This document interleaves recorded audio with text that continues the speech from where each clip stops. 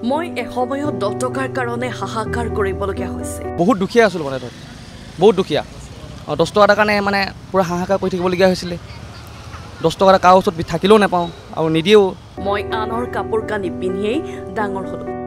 আনে কাপোৰবিলাক চব লোকে দিয়া তেনেকুৱা। এতিয়া যেতিয়া মই আপোনাৰ হায়াৰ ছেকেণ্ডেৰী পাছ কৰিছিলোঁ বা মেট্ৰিক পাছ কৰোঁতে তেতিয়া অৱস্থাত মানে আমাৰ দাদাহঁতৰ ককাইক আছিলে, ককাইকে মোক কাপোৰ কানি চব এইবিলাক লৈ দিয়া, মানে লোকৰ বস্তু পিন্ধায় মানে প্ৰায়ভাগ, নিজৰ নহয় ইমান তেনেকৈ।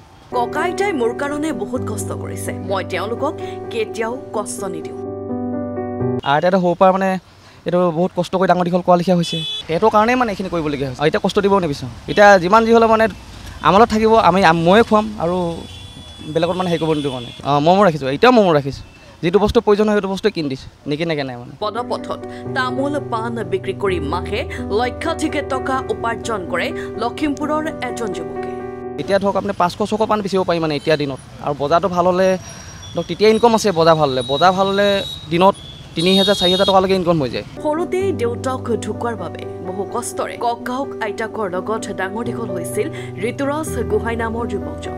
তাৰপাছত মানে মই কি কৰিম বুলি ভাবি পেলাই মানে আগত নাছিলেতো একো, ঘৰ চলাব লাগিব, এফালে ককা আইতাৰ লগত থকা, কোনো ঘটা মানুহ নাই, বুঢ়া বুঢ়ী মানুহ ঘটিবতো নোৱাৰে।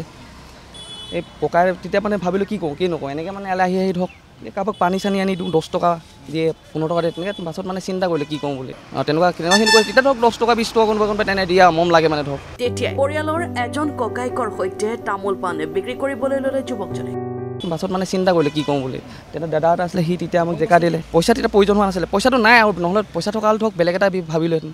পইচা তেতিয়া নালাগে মানে, তেতিয়া ধৰক এই তামোলটো দাদাই দিয়ে, পাণটো দাদাই দিয়ে, বেচিব লাগে দিব লাগে এনেকৈ। তাৰপৰা এতিয়া তেনেকৈ কৰি মানে এতিয়া যথেষ্টকণ মানে উন্নতি হৈছেগৈ আৰু আগতকৈ। প্ৰথম অৱস্থাত সৰু ল'ৰা দেখি বহুতে ঠগ প্ৰবঞ্চনাও কৰিছিল ঋতুৰাজক। গাড়ী লৈ আহে, বস্তুটো মানে ইয়াত থাকে, এই পাণ 10 গুচি দিয়ক 15 গুচি দিয়ক এনেকৈ বুলি কৈ যায়। তেতিয়া দাম ধৰক 1 গুচি পাণ 15 টকা, 10 গুচি নিলে 150 টকা হয়, 100 টকা এনেকৈ দি থৈ যায়। তেনেকৈ ঠগিও গৈছে বহুত। তেতিয়া সৰু একো ক'বও নোৱাৰোঁ, আৰু বহুতে গালিও পাইছে, গালি পাই বস্তু ঠগি লৈ গৈছে তেনেকৈ কৈ পিনে প্ৰথম অৱস্থাত। দম দি লৈ যায় তেনেকৈ আগতে। তথাপিও তেওঁ হাৰ নামানি তেনেকৈ তামোল পাণ বিক্ৰী কৰিয়ে নিজৰ পঢ়াৰ খৰচ ওলোৱাৰ লগতে পোহপাল দি গ'ল পৰিয়াল। তেতিয়া ক'বলগীয়া নাই আৰু, ইমান হেৰি কৰি নুফুৰিলোঁ, ধৈৰ্য ধৰি থাকিলোঁ, এইটোৱে কৰি থাকিলোঁ। এইটো বেপাৰ কৰি থকা 9 বছৰ ওপৰত পাৰ হ'ল মিনিমাম। মোৰ 12 বছৰমান হ'ল যদিও ঠিক নাই মানে 9 মানত পঢ়ি থকাৰ পৰাই মই আহি থকা মানে ইয়াত। তেতিয়াবা কষ্ট কৰিয়ে চলা আৰু কষ্ট কৰিয়ে পঢ়া মানে পঢ়া খৰচটো উলিয়াবৰ কাৰণে মেইনকৈ।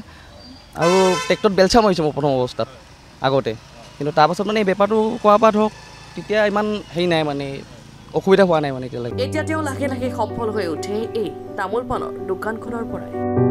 মানে বাইকখন ল'লোঁ, স্কুটি এখন আছে আৰু সেই 2খন ল'লোঁ, আৰু ঘৰটো বনাইছোঁ, আৰু নিজৰ খৰচাভাগে কৰি আছোঁ। ধুনীয়াকৈ পৰিয়ালটো পোহপাল দি থাকিবলগীয়া হৈছে, এইটো পাইছোঁ মানে মই। সৰুৰে পৰা জীৱনৰ সৈতে যুঁজি অহা ঋতুৰাজ এতিয়া আদৰ্শ বহু নিপুণৰ। যি কাম কৰিব বিচাৰে কৰিলে হ'ল ভালকৈ, চব কামতে পইচা আছে আপোনাৰ ইয়াত। যিটো বস্তু চব বস্তুৱে বিকি যাব। যদি আপুনি ঘৰৰ পৰা আনি যদি ইয়াত জাতিলাও দুটাও যদি ঘৰত থকা উলিয়াই থয়, সেইটো বস্তু বিক্ৰী হৈ যায়, সেইটো ইনকম আছে।